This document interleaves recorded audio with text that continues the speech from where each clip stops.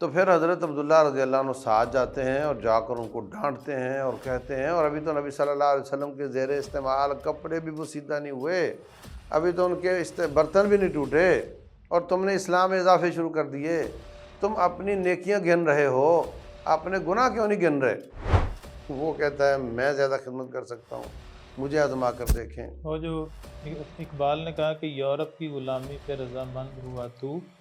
مجھ کو تو گلہ تجھ سے ہے، یورپ سے نہیں۔ رسول اللہ صلی اللہ علیہ وسلم نے فرمایا کہ تم ان کی نمازوں کے سامنے اپنی نمازیں کم سمجھو گے، ان کے روزوں کے سامنے اپنے روزے کم سمجھو گے، اور وہ قرآن بہت پڑھیں گے مگر ان کو فائدہ نہیں دے گا۔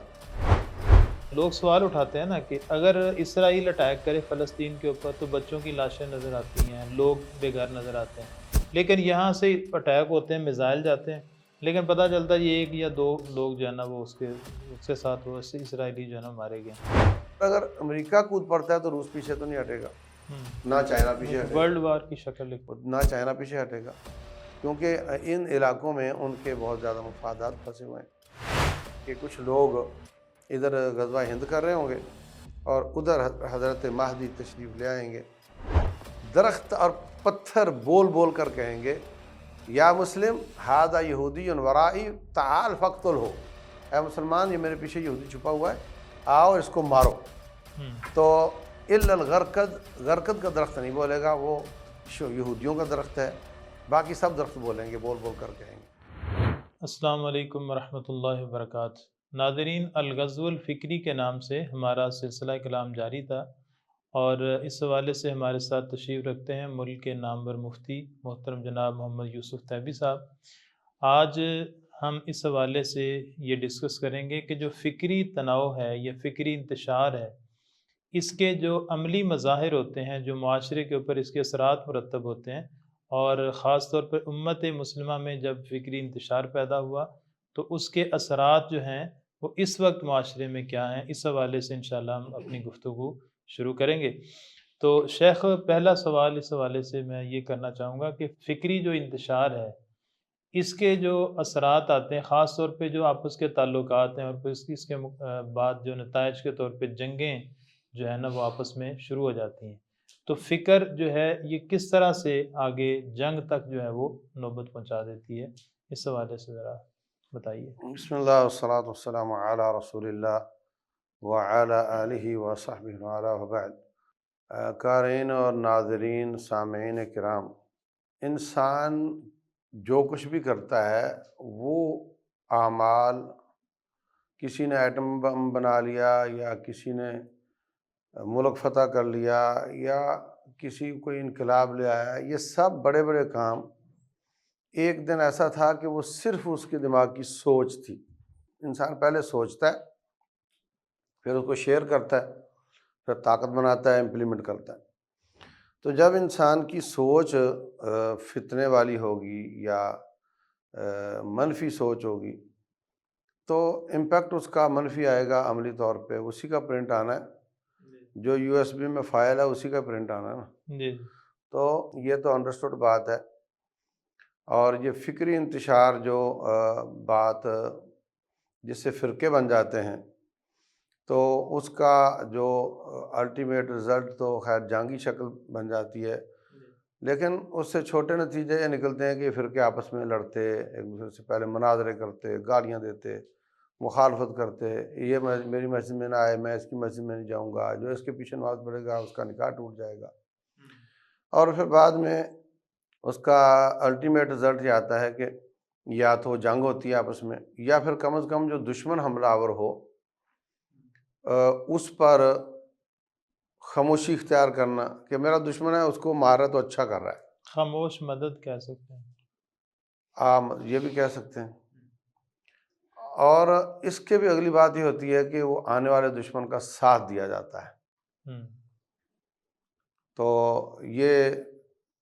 اس کا رزلٹ بعد میں بن جاتا ہے۔ یہ پہلے تو اتنا ہی ہوتا ہے کہ جناب وہ سوچ الگ الگ تھی۔ حضرت ابو موسیٰ اشعری رضی اللہ عنہ وہ کوفے کی مسجد میں خطبہ دیتے ہیں، وہ گورنر تھے۔ حضرت عبداللہ بن مسعود رضی اللہ تعالیٰ عنہ وہ وہاں پہ مفتی تھے۔ تو انہوں نے مسجد میں دیکھا کہ کچھ لوگ انہوں نے ڈھیری لگائی ہوئی ہے گٹھلیوں کی گن کر رکھی ہوئی ہیں. ان کا ایک امیر ہے، وہ کہتا ہے کہو سبحان اللہ. تو کہتے ہیں سبحان اللہ سبحان اللہ. ایک گٹھلی اٹھائی رکھ دی سبحان اللہ. پھر وہ کہتا ہے کہو الحمدللہ الحمدللہ الحمدللہ الحمدللہ. تو حضرت ابو موسیٰ رضی اللہ تعالیٰ عنہ آئے حضرت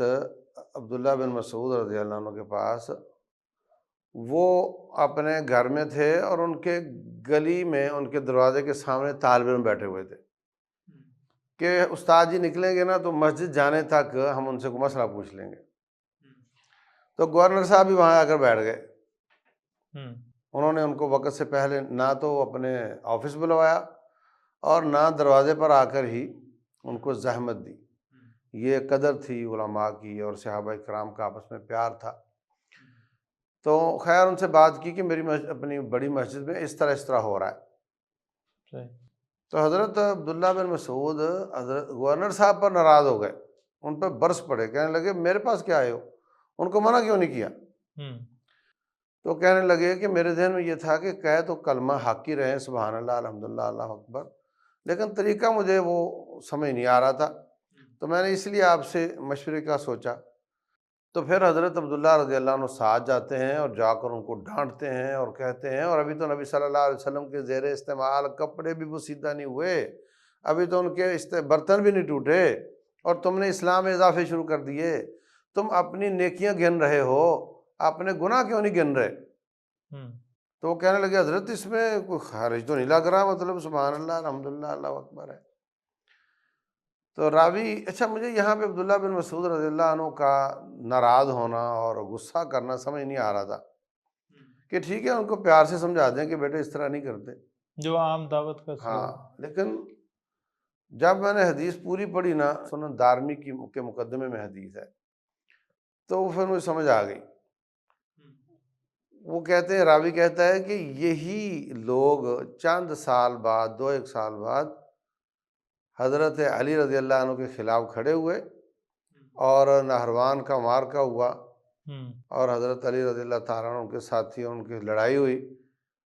تو یہ لوگ جو سبحان اللہ کہنے والے تھے نا، یہ خوارج کے ساتھ مل کر صحابہ کے گلے کاٹ رہے تھے. یعنی وہ جو بالکل آغاز سے فکر ٹیڑھی ہوئی اور اس کا نتیجہ اتنا برا. تو یہ بہت المیہ ہے کہ بسا اوقات طالب علم بظاہر یہ لگ رہا ہوتا ہے کہ بڑا نیک ہو گیا ہے، بھائی بہت نیک ہو گیا، پہلے تو نماز نہیں پڑھتا تھا، اب تو تہجد بھی نہیں چھوڑ رہا. تو والدین بڑے خوش ہوتے ہیں کہ واہ واہ بھائی واہ. لیکن خوش ہونا بھی چاہیے، ان کو یہ ضرور یقین کر لینا چاہیے کہ وہ کن کے ساتھ مل کر نیک ہو رہا ہے. وہ اعتدال والے لوگ ہیں یا انتہا والے لوگ ہیں، ایکسٹریمزم ان میں ہے. تو یہی سوچ یعنی اس کو کافر اپنا اعلی کار بنا لیتے ہیں. وہ دیکھتے ہیں کہ مسلمانوں پر حملہ کرنا ہے تو ان میں جو بکری سائڈ پہ رہتی ہے نا، اس کو پھر جو شیر ہے جلدی پکڑتا ہے.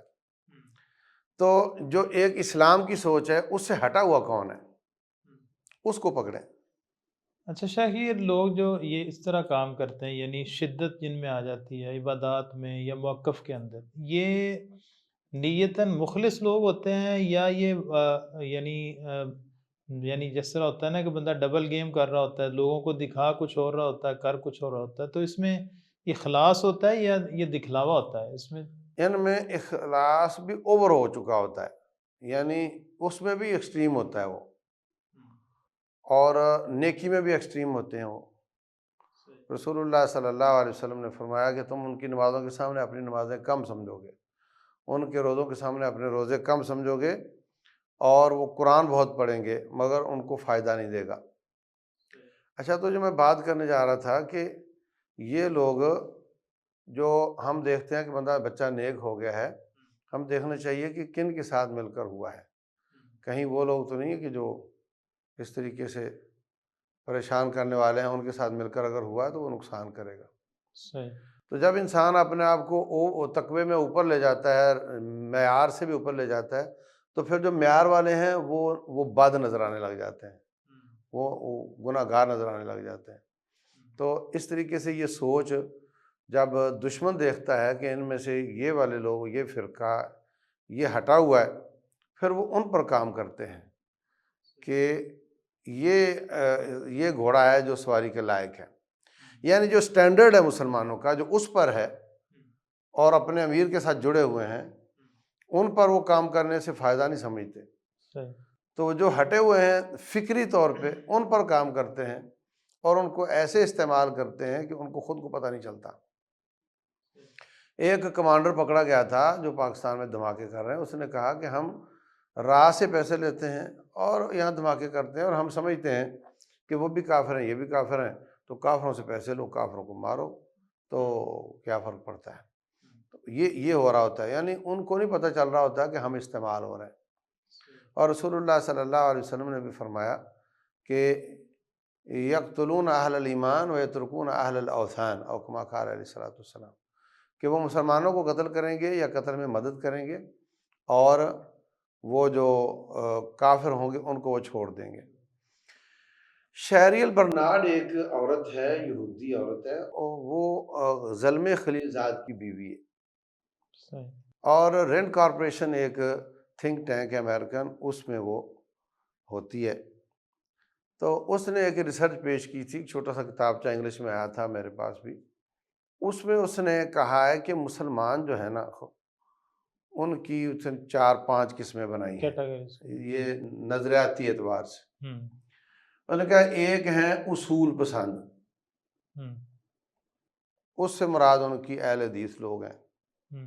کہ یہ اصول پرست، بنیاد بنیاد پرست، پرست ہے۔ ہوں فنڈامنٹلسٹ۔ بولے یہ تو تمہارے حساب سے بالکل بیکار لوگ ہیں، یہ تو کسی کھاتے کے نہیں ہیں، یہ اول تو ان کی پھر 2 قسمیں ہیں، کچھ جہادی ہیں اور کچھ غیر جہادی ہیں، اور جو غیر جہادی بھی ہیں وہ بھی کام کے نہیں ہیں، کیونکہ ان کا کوئی پتہ نہیں کب جہادی ہو جائیں۔ ہوں دوسرا اس نے کہا وہ ہیں روایت پسند، اس سے مراد ان کے وہ لوگ ہیں جو اپنے امام کی پیروی کرتے ہیں اور ان کی روایات کے پیچھے، تقلید والا فیکٹر۔ ہاں یہ فیکٹر اس نے اس کو یہ نام دیا اس نے۔ پھر اگلی کیٹیگری انہوں نے بنائی ہے جو قبروں کی، خانقاہوں کی ستائش کرنا، ان کی تعظیم کرنا، ان سے مانگنا، طریقت والا۔ طریقت والے اس کے والے۔ ہوں اور اگلی کیٹیگری اس نے بنائی ہے جو یہ جیسے شیعہ لوگ ہیں۔ ہوں اس کے بعد اس نے اسی کہا کہ یہ جو لوگ اصل سے ہٹے ہوئے ہیں نا، یہ لاسٹ 2 جو ہیں یہ کام آ سکتے ہیں، ان سے فائدہ ہو سکتا ہے، اور یہ جو پہلے 2 ہیں ان سے تو کوئی فائدہ ہونے کی امید نہیں ہے۔ ہوں شاید 5ویں قسم یہ جو اخوان کی تحریک، اخوان کی سوچ، اور یہ اس نے بنائی، مجھے بھی یاد نہیں ہے۔ تو اکثر جو کافر فزیکل جنگیں لڑ رہے ہوتے ہیں مسلمانوں کے ساتھ، وہ اسی اینک سے دیکھ رہے ہوتے ہیں مسلمانوں، اسی چشمے سے دیکھ رہے ہوتے ہیں، اور اسی تناظر پر ہی وہ ڈیل کر رہے ہوتے ہیں کہ کون سے لوگ ہمارے لیے معاون ہو سکتے ہیں اور کون سے لوگ ہم نے ٹارگٹ کرنا ہے۔ ہاں بالکل۔ تو وہ کوشش کریں گے مراعات دینے کی، کوشش کریں گے وہاں بلائیں گے اور وہاں لا کر ان کو مراعات دیں گے، اور کوشش کریں گے۔ یہاں پہ انہوں نے جہلم کے پاس ایک سینٹر کھولا ہوا تھا، وہاں پہ جو کچھ جو پہلے 1 نمبر گروپ ہے، 2 نمبر گروپ ہے، 3-4 نمبر گروپ، سب سے وہ کچھ لوگوں کو سلیکٹ کرتے تھے اور ان کو لے جا کر کچھ پڑھاتے تھے، اور باقاعدہ اس کو سیلیبریٹ بھی کرتے تھے، اور ان کو شیلڈ اور ڈگری بھی دیتے تھے، اور اس کے بعد ان کو وہاں بھی بلاتے تھے، اور آپ بھی بلا رہے ہیں۔ بہت ساری اسکالرشپ اور پیکیجز اور وہ یہ نہیں، وہ بہت عجیب و غریب پیکیجز ہوتے ہیں، حتیٰ کہ ان کے سفارتکاروں نے مدارس کے اور اسلامک سینٹروں کے چکر اور وزٹ بھی شروع کیے تھے، اور وہ آتے تھے اور مراعات بھی دیتے اور سارا کچھ کرتے تھے۔ تو یہ اسی کا سلسلہ تھا کہ ان کے بارے میں، ان کو کیسے موم کرنا ہے، ان کو کیسے موم کرنا ہے، ان کو کیسے کرنا ہے، اور کون سا گھوڑا ہے وہ ہمارے کام کا ہے اور کون سا نہیں ہے۔ جو افغان وار ہوئی ہے اس میں بھی انہوں نے کس نظریے کے لوگوں کے ساتھ جنگ کی ہے اور کس نظریے کے لوگوں کے مراعات دی ہیں، اور صدام کو ختم کر کے کس کو متبادل بنایا ہے، یہ سب اسی رینڈ کارپوریشن کی جو ایک ریسرچ تھی اسی کے تناظر میں اس کو دیکھا جاتا ہے۔ یعنی وہ ایک فکر ہے اور اس کا رزلٹ آگے پھر ہمیں ہاں مختلف جنگوں میں نظر آتا ہے۔ بالکل، باقاعدہ ایک خاموش اتفاق رائے تھا کہ اس جنگ میں آپ دیکھتے ہیں کہ افغانستان کے ساتھ کون کون کھڑا تھا اور کون کون خاموش تھا وہاں پر۔ ہم، اور جو اس وقت ایک دو دہائیوں سے بلکہ شاید اس سے بھی زیادہ افغانستان یا سعودیہ اور ایران کا کلیش رہا ہے، وہ بھی آپ کو وہی نمونہ ہے جو نظریات کی جنگ کا ایک سوچ ہے۔ تو اس میں جو ہوتا رہا اب تک اور امریکہ کی کیا پالیسی رہی، ایران سے ڈرا ڈرا کے کن کن سے وہ کام لیتا رہا، اور جو افغانستان پہ حملہ امریکیوں نے کیا تھا اس میں کس کس نے کیا کیا تعاون کیا ان کا، اور کون کون مخالف بنا رہا۔ تو بدقسمتی یہ ہے کہ مسلمان مطلب میں زیادہ خدمت کر سکتا ہوں، مجھے آزما کر دیکھیں، وہ کہتا ہے میں زیادہ خدمت کر سکتا ہوں، مجھے آزما کر دیکھیں۔ اور جو اقبال نے کہا کہ یورپ کی غلامی پہ رضامند ہوا تو، مجھ کو تو گلہ تجھ سے ہے یورپ سے نہیں، یعنی خود جا کے اپنی خدمات اور سروسز پیش کرتے ہیں۔ اچھا، پھر کچھ امریکہ کے ساتھ اچھے ریٹوں میں ڈیل کر رہے ہوتے ہیں، خود اپنی رواداری بھی، اور ساتھ ساتھ ان سے فائدہ بھی لینا۔ ہم، اور کچھ لوگ ہیں وہ عوام کو خوش کرنے کے لیے کچھ نعرے لگا رہے ہوتے ہیں، اندر کھاتے ان کے امریکہ کے ساتھ اور ڈیلنگ چل رہی ہوتی ہے۔ تو امریکہ کی پالیسی یہ ہے کہ ان سب کو ایک لیول پہ رکھو، مطلب آپ کو بسا اوقات ایک رویے سے نظر آئے گا کہ یہ ملک تو بالکل امریکہ کا غلام ہے یار،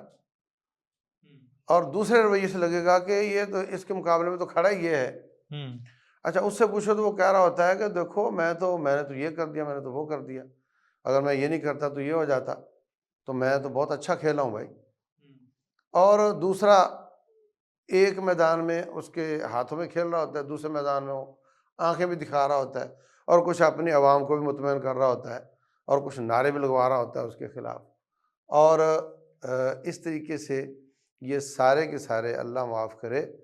ابھی مطلب کس کو کون بلیم کرے؟ اب دیکھیں نا، پاکستان نے جب اس کے ساتھ اتحاد کیا افغان وار میں، تو جو یہ جو نظریاتی طور پہ دھماکے کر رہے ہیں، انہوں نے تو فتویٰ لگا دیا کہ یہ امریکہ کے ساتھ متحد ہو گیا ہے، اب جو امریکی کو مارتا ہو ان کو بھی مارے۔ تو اس سے بات بھی بڑا تاغوت وہ کہتے تھے، اس سے بڑا تاغوت۔ بالکل، تو ان کو مارو۔ اور القاعدہ ہمیشہ سے پاکستان کو میں رہی اور یہاں پہ مراحت بھی لیتے رہے، اور جب روس تھا تو پاکستان ان کو مینج کرتا تھا اور ہر قسم کی فیسیلیٹیٹ کرتا تھا، اور یہ جب افغانستان سے نکلے تو وانا وزیرستان آ گئے، تو وہاں جب آپریٹ ہوا تو انہوں نے پھر پاکستان پر بھی فتویٰ لگا دیا کہ نہیں بھی یہ بھی غلط ہے، تو وہ پھر ایران چلے گئے، اور جو اسامہ تھا ان کے جو لوگ تھے، اس کی ایک بیوی وہاں ایران میں تھی، اور یہ سب لوگ بھی وہاں چلے گئے، تو انہوں نے فتویٰ ان پر بھی لگا دیا کہ یہ بھی وہی لوگ ہیں، ایسے ہی لوگ ہیں۔ تو پاکستان کو پوچھو تو وہ کہتے ہیں دیکھو بھائی، ہم نے تو پاکستان کو بچا لیا اور افغانستان کو بھی بچا لیا، اور اگر دشمن سے پوچھو، مطلب کمزور کی اسٹریٹجی ہے نا، ایک طرف مان لیا، دوسری طرف ادھر کی یہ دکھا کے وہ مار دی، دائیں دکھائی بائیں مار دی۔ تو بی بی سی نے دو کلپ بنائے تھے، دو پریزنٹیشن یا وہ بنائی تھی، اس میں اس نے دی سیکرٹ پاکستان کے نام پہ، اس میں بہت زیادہ لوگوں کے انٹرویوز بھی تھے، عبدالسلام ضعیف کا اور جنرل حمید گل کا اور دوسرے تیسرے کا۔ تو اس نے یہ ثابت کیا تھا کہ پاکستان نے ڈبل گیم کی ہے، اور پاکستان نے امریکہ کا اتحادی بن کر اس کو مارا ہے اور افغانیوں کا ساتھ دیا ہے۔ حمید گل صاحب کہنے لگے وہ بیوقوف ہے جو ہمیں سمجھے کہ ہم افغانیوں کو ماریں گے، ہم نے یہاں رہنا ہے اور تم لوگوں نے چلے جانا ہے۔ تو اور جو قیادت تھی افغانستان کی، وہ بھی کبھی پاکستان کے خلاف نہیں بولی، اور دشمن بھی بول بول کر یہی کہہ رہا ہے، اور مشرف نے کی اسٹریٹجی جو تھی، تو لیکن جو دوسرے لوگ ہیں وہ کہہ رہے ہیں دیکھو جی، یہ تو پوری زمین دے دی اور پورے اڈے دے دیے اور پورا، اور ایک سیاسی جماعت کا تو یہ موٹو یہ ہے کہ تم نے بہت غلط کیا۔ تو کمزور کی اسٹریٹجی اس طرح کی ہے. یہی حال آپ کو ایران کا نظر آئے گا. ایران سے پوچھو ہاں بھی سنا، وہ کہے گا نہیں جی امریکہ مرد آباد ہے. اور جو کردار اس نے افغانستان کی جنگ میں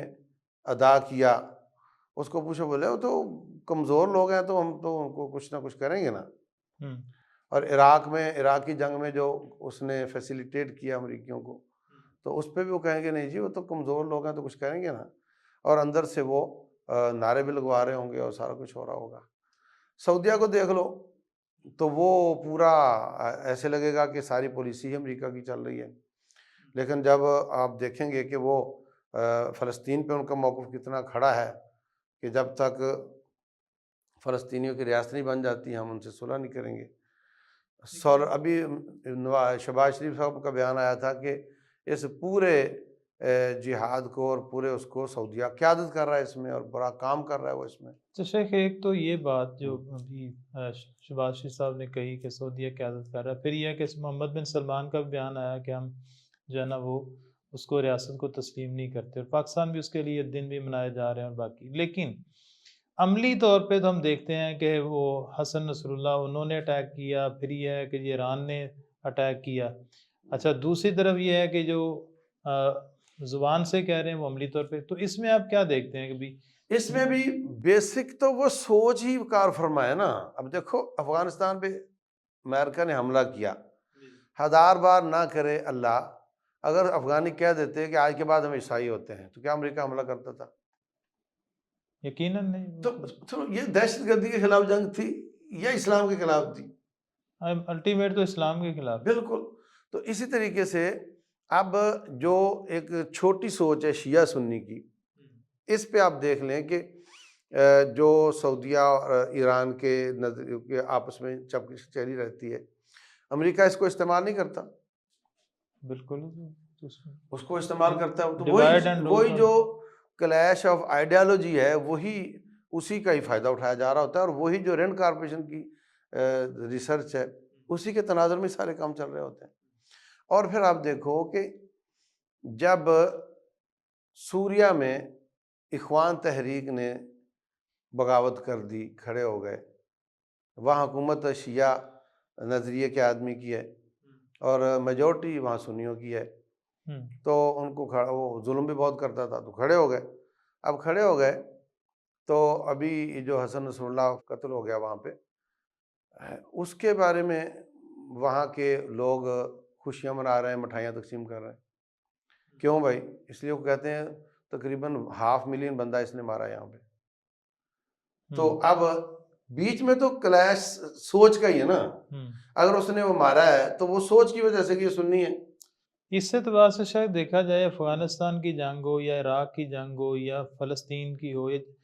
یہ اصل میں تو یہ سارا جو دشمن کو موقع ملتا ہے یہ ہمارے کلیش سے ہی ہے نا. آپس کے کلیش کی وجہ سے ہو رہا ہے نا. یہ جو یعنی ایک چھوٹی سوچ ہے نا. اب نبی صلی اللہ علیہ وسلم تو یہودیوں کے ساتھ بھی معاہدہ کر کے ان کو ساتھ ملا کے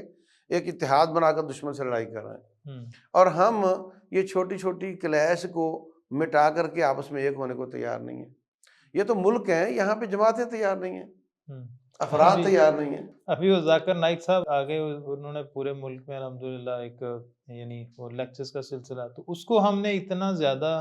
اس کے اوپر جو ہے نا چھوٹی چھوٹی باتوں کے اوپر کمپلیکیٹڈ بنا دیا ہے، اتنا کمپلیکیٹڈ بنا دیا، بلکہ ان کا جو یعنی پورے اسلام کے لیے ان کی سروسز ہیں کہ لوگوں کو اسلام کی طرف لے کے آنا، لیکن وہ ایسے وہ لفظ استعمال کرتے ہیں اور اتنی اس میں سختی ہوتی ہے کہ جیسے کہ وہ اسلام کا دشمن ہوتا ہے یا انہوں نے ایسا کام کر دیا. تو اس میں شیخ کیا مطلب اس شدت کو کم کرنے کے لیے ہم کیا کر سکتے ہیں؟ اور میں تو سچی بات ہے آفرین کہتا ہوں کہ چائنا بھی کافر ہے اور مسلمانوں کا خیر خواہ نہیں ہے، مگر اس نے محنت کر کے، اور شاید اس میں پاکستان کا بھی کردار ہوگا، ایران اور سعودیہ کو قریب کیا اور ان کے سفارتی تعلقات شروع ہو گئے. یہ اچھا اقدام ہے. اور لیکن اب دیکھو نا، انہوں نے 2 میزائل ہمیں مار دیے پاکستان کو، اور پاکستان نے ان کو مار دیے. یہ کیا ہے؟ اب جب آپ ادھر بھی مارو گے ادھر بھی مارو گے اور پھر وہ مارے گا تو پھر ہم سے تعاون کی امید رکھو گے تو پھر کیا ہوگا؟ یہ جو اس وقت سرد مہری نظر آ رہی ہے ہمیں کہ یار فلسطین پہ مسلمان ذبح ہو رہے ہیں، اور فلسطین غزہ ایک ٹکڑا ہے اور دوسرا ٹکڑا جس میں مسجد اقصیٰ ہے، وہ بھی فلسطین ہے، وہ لوگ نہیں آ رہے، ہم، اور بغل میں یہ لبنانی ہیں، تو یہ چونکہ بنیاد یہ ہے کہ اصل دشمن کے مقابلے میں ہم ہیں اور تم ان کے پٹھو ہو، یہ بنیادی نظریہ ہے،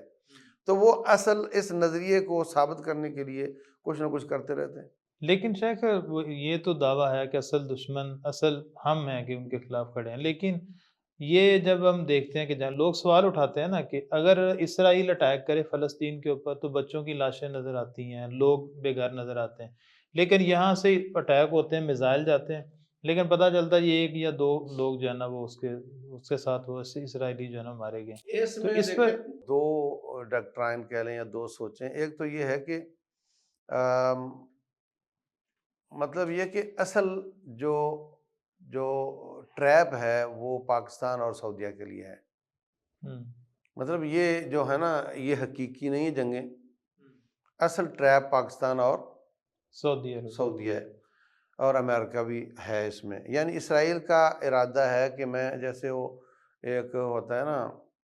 جو باکسنگ کرتے ہیں، تو وہ اگر ہاتھ میں لا لے تو وہ بھی اندر آ کے لڑنا شروع ہو جاتا ہے، تو اب اسرائیل ہاتھ میں لانا چاہ رہا ہے امریکہ سے کہ وہ بھی اندر آ جائے، انوالو کرنا چاہ رہے اور دوسرے لوگ ہاتھ میں لانا چاہ رہے ہیں پاکستان اور سعودیہ سے کہ یہ بھی اندر آ جائے، اور اس میں پتہ نہیں انہوں نے سوچا ہے یا نہیں سوچا، لیکن پاکستان نے جو کردار پیش کیا افغان وار میں رشیا کے خلاف، اور جو کردار پیش کیا ناٹو وار میں ان کے خلاف، غصہ تو سب کو ہے کہ یار یہ ظالم بچ جاتا ہے اور ہمیں پھنسا کر کے اور ہمارے پیسوں سے ہی ہمیں مارتا ہے، اور حمید گل صاحب نے کہا تھا کہ لوگ کہیں گے کہ امریکہ کو پیسوں سے انہوں نے مارا ہے، تو اس کو کس طرح اندر لاؤ۔ یعنی اپنی زمین پہ جنگ اس طرح سے مسلط نہیں ہونے دی، ہاں، تو اس کو دائرے میں رنگ میں لانے کے لیے یہ ساری گیم ہو رہی ہے، ایک سوچ تو یہ ہے، ایک سوچ یہ ہے کہ یہ ان کو رنگ میں لانے کے لیے سب کچھ ہو رہا ہے، یعنی وہ جو چھیڑ چھاڑ ہے نا وہ حقیقی نہیں ہوگی، ہم، اور اس کے نتیجے میں جب ابھی مزید جو دونوں اپنے دانت تیز کر رہے ہیں، اسرائیل بھی اور ایران بھی، تو بسا اوقات آپ جانتے ہیں کہ غیر سنجیدہ حرکتیں بھی سنجیدگی کا روپ دھار لیتی ہیں، تو مذاق میں لڑائیوں پہ قتل ہو جاتے ہیں، ہم، تو اس کے بعد اگر یہ مطلب امریکہ ایران اگر حملہ کر دیتا ہے کسی بھی امریکی اتحادی پر جو کہ مسلمان ہوگا، ہم، کہ بھائی امریکہ تمہارے سامنے نہیں ہے تو یہ تم اتحادی ہو تو تم پہ مارتا ہوں میں، تو اس کا پھر نتیجہ یہ ساری جنگ پھیلنے کی شکل میں بن جاتا ہے، اور اگر امریکہ کود پڑتا ہے تو روس پیچھے تو نہیں ہٹے گا، ہم، نہ چائنا پیچھے ہٹے ورلڈ گا، وار کی شکل نہ چائنا پیچھے ہٹے گا، کیونکہ ان علاقوں میں ان کے بہت زیادہ مفادات پھنسے ہوئے ہیں، تو یہ بات اس طرف جاتی نظر آتی ہے، اور امریکہ چاہتا ہے کہ اس کو محدود رکھا جائے، پھیلایا نہ جائے، مگر وہ جو ہے وہ سب پھیلانے کے چکر میں ہے، یہ پہلے سے طے کیا ہوا ہے کہ پھیلانا ہے، یا وہ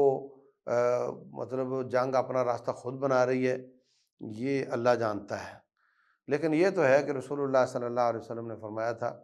کہ ایک وقت آئے گا کہ کچھ لوگ ادھر غزوہ ہند کر رہے ہوں گے اور ادھر حضرت مہدی تشریف لے آئیں گے، ان کا ظہور ہو جائے گا، جنگیں ہوں گی بہت زیادہ، بڑی کیجولٹی ہوگی، ان کے بعد ان کی حکومت قائم ہو جائے گی، تو ان کی حکومت میں دمشق کے سفید منارے پر حضرت عیسیٰ علیہ السلام تشریف لائیں گے، اور نماز کا وقت ہوگا، حضرت مہدی کہیں گے جی آپ نماز پڑھائیں، وہ کہیں گے نہیں آپ پڑھائیں گے، آپ امیر ہیں،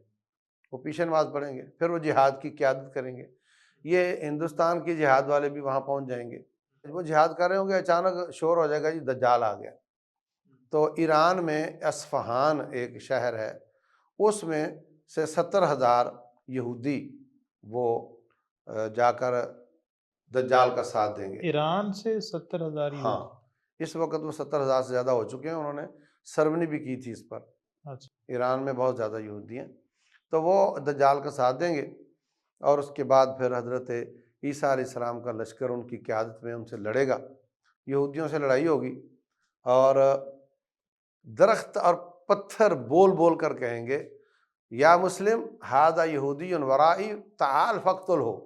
اے مسلمان یہ میرے پیچھے یہودی چھپا ہوا ہے، آؤ اس کو مارو. تو الا الغرقد، غرقد کا درخت نہیں بولے گا، وہ یہودیوں کا درخت ہے، باقی سب درخت بولیں گے، بول بول کر کہیں گے. تو اس میں دجال بھی قتل ہو جائے گا اور یہ بھی سارے قتل ہو جائیں گے، اور پھر مسلمانوں کی مستحکم حکومت ہوگی اور 7 سال رہے گی. اور اس کے بعد اس میں برکات اتنی آئیں گی کہ ایک انار کئی لوگوں کو سیر کرنے کے لیے کافی ہو جائے گا. لیکن شاید یہ تو بالکل قرب قیامت کی علامتیں قرب ہیں. قیامت کی ہی ہے، میں نہیں کہہ رہا یہ اب کی ہے، مگر قرب قیامت کا کچھ پتہ کب آ جائے، کب قرب ہو جائے. یعنی حالات جو ہے نا وہ اسی طرف جا رہے ہیں، اس کے کچھ نہ کچھ آثار جو ہے نا وہ ہمیں آج بھی. ہاں بالکل، وہ مطلب یہ کہنا کہ یہ احادیث آج کے لیے ہیں یہ تو یقینی بات نہیں ہے، لیکن ایسا ہوگا ضرور. تو ہماری بات کا جو خلاصہ وہ یہی ہے کہ یہی جو نظریاتی اختلافات ہیں جو کہ چھوٹے ہیں، جبکہ ہم سب کا نبی ایک ہے، ہم سب کا اللہ ایک ہے، ہم سب کا قرآن ایک ہے، ہم سب کا کعبہ ایک ہے. اس کے بعد کے جو اختلافات ہیں ان کا بگاڑ اتنا زیادہ ہے کہ دشمن ہمارے ساتھ کھیل رہا ہے اور ہم سب دوسرے سے چھپ چھپ کر جا کر اس کے ساتھ ولا کا اظہار کر رہے ہیں، وہ ادھر سے وہ ادھر سے وہ ادھر سے، اور دشمن اس کا فائدہ اٹھا رہا ہے. اور اس وقت بات یہ نہیں کہ کون دشمن کا ساتھ زیادہ دے رہا ہے، بات یہ ہے کہ کون عوام کا ذہن زیادہ تیار کر سک رہا ہے کہ دیکھو میں دشمن کے خلاف ہوں اور وہ دشمن کا پٹھو ہے. یہ اس پہ زیادہ وہ ہو رہی ہے. اور او آئی سی کو کون کنٹرول کرتا ہے؟ نہیں، وہ تو ان میں تو یہ مسئلہ ہے قیادت کے لائق تو میں ہوں، میں اپنی او آئی سی بناؤں گا. یہ سب ترکی اور ایران اور ملیشیا مل کر اس طرح کی سوچ رہے ہیں. تو یہ بہت افسوسناک ہے. یہ بنیادی سوچ کا اختلاف بڑھتے بڑھتے اس طرف لے جاتا ہے کہ وہ دشمن کے امیل بن جاتے ہیں اور اس کا نتیجہ نکلتا ہے کہ آج مسلمان ایک کٹ رہا ہوتا ہے اور دوسرا یہ دیکھ رہا ہوتا ہے کہ یہ جو کٹ رہا ہے، یہ جو کٹوا رہا ہے، جس پہ حملے ہو رہے ہیں، جو آج مظلوم بنا ہوا ہے، کل اس کا کردار کیا تھا. تو آج مسلمان کے خلاف کوئی حرکت کرنے سے پہلے سوچنا چاہیے کہ کل یہ میرے گلے میں نہ آ جائے. بہت شکریہ. آج کی جو گفتگو تھی اس میں اگر کنکلوڈ کیا جائے تو اس گھر کو آگ لگ گئی گھر کے چراغ سے، چھوٹی سی جو فکری غلطیاں آپس میں ایک دوسرے کے ساتھ جو ہیں وہ مس انڈرسٹینڈنگز ہوتی ہیں، اس میں جب شدت آتی ہے تو اس کے ساتھ فرقوں میں اور فرقوں کی آپس میں جنگ، اور اس کے بعد ملکوں کی باہمی جنگ کی شکل اختیار کرتے ہیں، جس کے نتیجے میں دشمن جو ہے وہ فائدہ اٹھا کے امت کا نقصان کر رہا ہے. تو آج کا پیغام یہ ہے کہ اتحاد اور اتفاق قائم رکھیے. اختلاف رائے یہ ایک فطری بات ہے، لیکن اختلاف رائے کو اس قدر شدت اس میں نہ لائیے کہ جس کے ساتھ باہمی تفرقے پیدا ہوں اور ایک دوسرے کے خلاف جو ہے اس حد تک چلے جائیں کہ دشمن فائدہ اٹھا کے امت کا نقصان کر دے. بہت شکریہ. جزاک اللہ خیر. السلام علیکم.